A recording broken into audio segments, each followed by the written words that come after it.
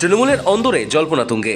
কলকাতা পৌরসভার কাউন্সিলরদের নিয়ে নির্ধারিত বৈঠক হঠাৎ বাতিল করে রবিবার দিল্লি গেলেন তৃণমূল সুপ্রিমো মমতা বন্দ্যোপাধ্যায়।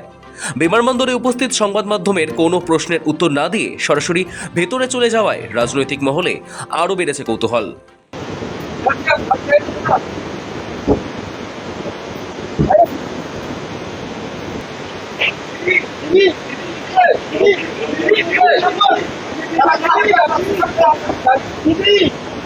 বাংলায় বিধানসভায় পরিষদীয় দল দুই ভাগ, ভাঙতে পারে সংসদীয় দলও।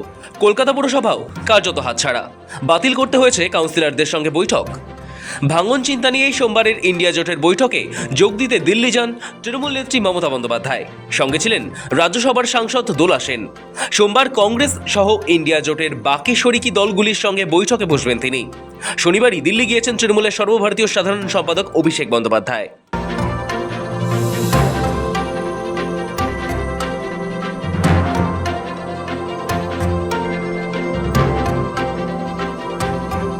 ছাব্বিশের নির্বাচনে শোচনীয় পরাজয় ঘটেছে তৃণমূলের। রাজ্যের দলের নেতারা জনরোষের মুখে পড়েছেন, গ্রেপ্তার হচ্ছেন, বিদ্রোহী হয়ে উঠেছেন একাংশ।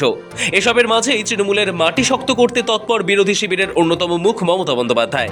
লোকসভা ও রাজ্যসভা মিলিয়ে একাধিক সাংসদের নাম এই জল্পনার সঙ্গে জড়িয়ে পড়েছে। যদিও তৃণমূলের অপর একটি অংশের দাবি, দলের সাংসদরা এখনও মমতা বন্দ্যোপাধ্যায়ের নেতৃত্বের প্রতি আস্থা রাখছেন এবং বিদ্রোহের জল্পনা বাস্তবের তুলনায় অনেকটাই অতিরঞ্জিত। এসবের মাঝে সোমবার দিল্লিতে ইন্ডিয়া জোটের বৈঠক ঘিরে রাজনৈতিক গুরুত্ব বেড়েছে। জাতীয় রাজনীতিতে বিরোধী শিবিরের ভবিষ্যৎ রণকৌশলের পাশাপাশি তৃণমূলের অন্দরের সমীকরণ নিয়েও মমতা বন্দ্যোপাধ্যায়ের বার্তার দিকে এখন নজর। সংসদে তৃণমূল এখনও দ্বিতীয় বৃহৎ বিরোধী দল। আগামী লোকসভা নির্বাচনে সেই ক্ষমতা ধরে রাখতে মরিয়া তারা।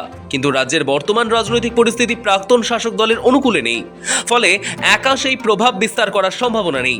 কংগ্রেস তথা বিরোধী দলের হাত তৃণমূলকে ধরতেই হবে, একথা বিলক্ষণ জানেন পোড় খাওয়া মমতাও। তাই সোমবারের বৈঠকে গত লোকসভা নির্বাচনে কংগ্রেসের দেওয়া একের বিরুদ্ধে এক তত্ত্বকেই তৃণমূল সমর্থন করতে চলেছে বলে খবর। সোমবারের বৈঠকে এই জাতীয় রাজনীতিতে তৃণমূল বা বিরোধী জোটের ভূমিকা কি হবে সেই রূপরেখা তৈরি করে দেওয়া হতে পারে। তবে ইন্ডিয়া জোটের অন্দরে নতুন করে অস্বস্তির আবহ তৈরি হয়েছে। মূলে সিপিএম এর অভিযোগ, কেরলের বিধানসভা নির্বাচনের প্রচারে কংগ্রেসের শীর্ষ নেতৃত্ব, বিশেষ করে রাহুল গান্ধী এবং অন্যান্য নেতারা বারবার দাবি করেছিলেন যে ইউডিএফ এর সঙ্গে বিজেপির গোপন সমঝোতা রয়েছে। বামেদের মতে বিজেপির বিরুদ্ধে লড়াইয়ের লক্ষ্যেই যখন ইন্ডিয়া জোট গঠিত হয়েছিল, তখন শরিক দলের বিরুদ্ধে এ ধরনের অভিযোগ জোটের ভিত্তিকেই দুর্বল করে।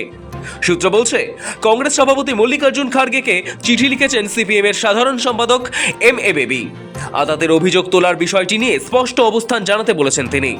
সব মিলিয়ে ইন্ডিয়া জোটের বৈঠকের আগে এই চিঠি প্রকাশ্যে আসা বিরোধী ঐক্যের বার্তাকে কিছুটা হলেও ধাক্কা দিতে পারে, বিশেষ করে এমন এক সময় যখন মমতা বন্দ্যোপাধ্যায় বিভিন্ন বিরোধী দলের মধ্যে সমন্বয় রক্ষার সক্রিয় ভূমিকা নিচ্ছেন এবং সংসদের ভিতরে বাইরে বিজেপির বিরুদ্ধে যৌথ কৌশল তৈরির ওপর জোর দিচ্ছেন। তবে সিপিএম স্পষ্ট করেছে তারা ইন্ডিয়া জোটে থাকছে এবং বিজেপি বিরোধী লড়াইয়ে প্রতিশ্রুতিবদ্ধ। এসবের ডামাডোলের মাঝেই এবার দিল্লি গেলেন মমতা বন্দ্যোপাধ্যায়। দলের ভাঙনের চিন্তা মাথায় নিয়ে বৈঠকে যোগ দিচ্ছেন মমতা বন্দ্যোপাধ্যায়। শফিক চ্যানেলের রিপোর্ট, সময় কলকাতা।